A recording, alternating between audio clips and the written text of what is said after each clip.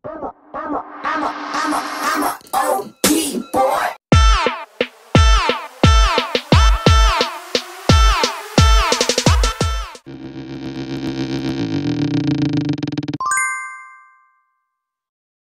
Iya, 40 jam menjelang skuad Garuda, skuad Indonesia bertarung melawan Timor Leste di Bali, di Gianyar, persisnya di Stadion Kapten Wayan Dipta. Saya terusik untuk mengulik satu hal yang menjadi PR besar Sintayong. Itu adalah lini depan, barisan para striker. Kita tahu dalam event terakhir di Piala AFF Suzuki, Sintayong dan para skuadnya ketika itu di Singapura memborong 20 gol.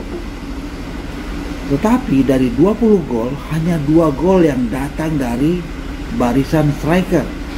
Dan itu hanya dari satu nama, Ezra Walian. 3 striker lain mandul. Ada Hani Sagara, ada Dedik Setiawan, ada Kusedia Hadiyudo, sama sekali tidak memberikan kontribusi apa-apa, tanpa gol. Itu sebabnya ini sesuatu yang menarik untuk saya kupas. Oke, kompetisi muaranya adalah tim nasional. Indonesia punya kompetisi strata pertama, namanya Liga 1. Yang menarik adalah dari barisan top skor, sebutlah 5 besar, semuanya dihuni oleh pemain asing, kecuali memang satu nama, Spasojevic, pemain naturalisasi. Tetapi Spaso pun itu tidak dapat kepercayaan dari Sintayong, belum dipanggil. Terakhir dia membela Indonesia, Spaso, di Asian Games 2018, lebih kurang 3,5 tahun yang lalu. Dan dia duet dengan pemain striker yang juga naturalisasi, Beto Gonçalves. Spaso, Beto, bahkan juga satu nama yang tetap produktif sampai detik ini, Christian El Loco Gonzalez. Ya, sekali lagi itu tidak mendapat atensi dari Sintayong, nggak pernah dipanggil dalam skuadnya. Kita bicara untuk laga melawan Timor Leste, ada 4 nama, 4 striker yang dipanggil oleh Sintayong. Dedik yang belakangan sering dibully oleh netizen di Indonesia tetap masih dapat kepercayaan. Dedik tetap dipanggil oleh Sintayong, ya.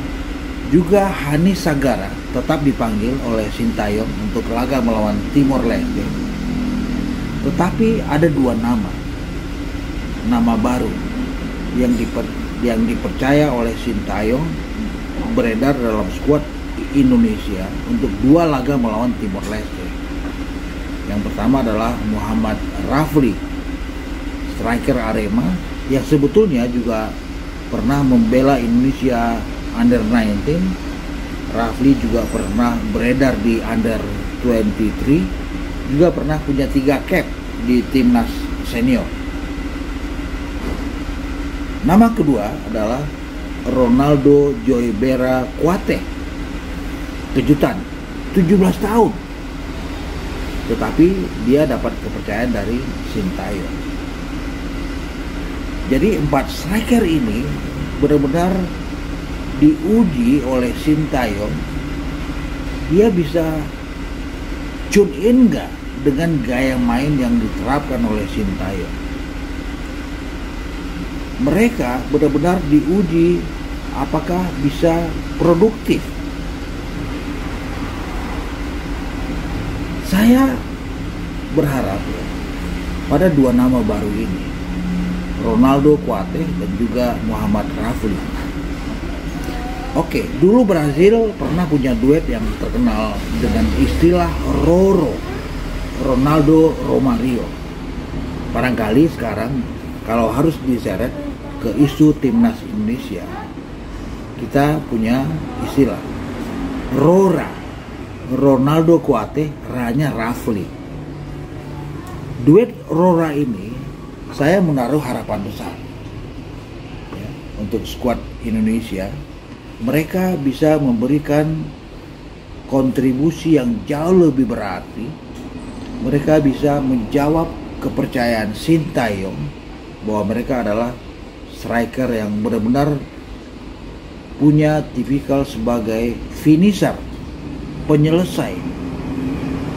Ini yang saya pikir menarik untuk ditunggu nantinya, bahwa mereka benar-benar berdua ini bisa menjadi jaminan untuk skuad Indonesia ke depan.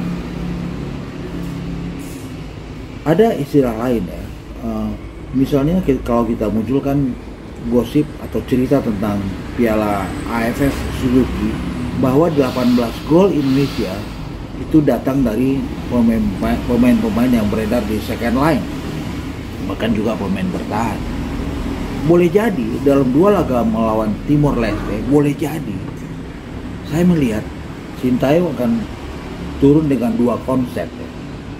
Pertama adalah dengan konsep 4-4-2, di mana 2 di depan itu nama yang saya sebut tadi, RORA, Ronaldo dan Rafli ya. Boleh jadi juga itu akan bisa di flashing di laga kedua tanggal 30-nya. Konsep kedua adalah memainkan salah satu dari mereka, siapapun ya, Ronaldo atau juga Rafli, dengan mengoptimalkan tetap seperti di Suzuki Cup, dengan mengoptimalkan second line yang berarti, yang banyak, dan itu sudah terbukti di kompetisi domestik.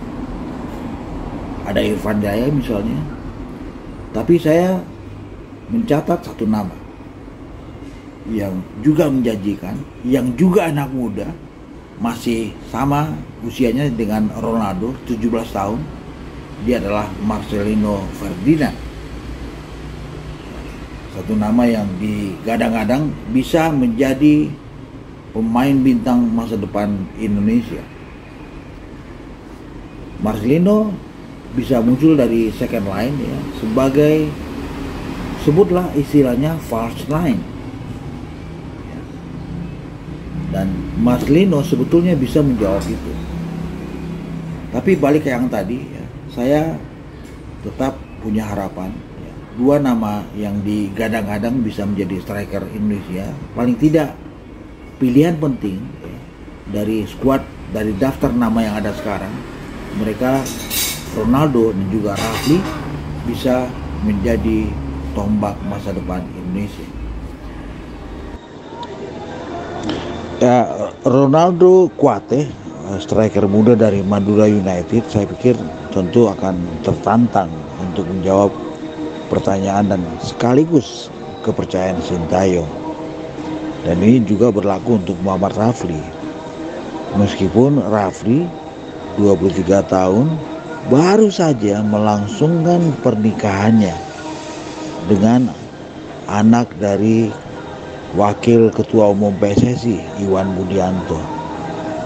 Kita tahu Rafli tidak memikirkan malam pertamanya, belum memikirkan bulan madunya, tapi begitu pernikahannya selesai, dia langsung kabur ke Bali demi Indonesia, demi sebuah pembuktian untuk pertanyaan dan sekaligus juga kepercayaan dari Sintayong. 2 laga melawan Timor Leste menjadi ujian penting. 2 laga melawan Timor Leste menjadi hal yang sangat berarti juga. Apakah Ronaldo dan juga Rafli bisa menjawab kepercayaan besar yang diberikan oleh Sintayong untuk mereka?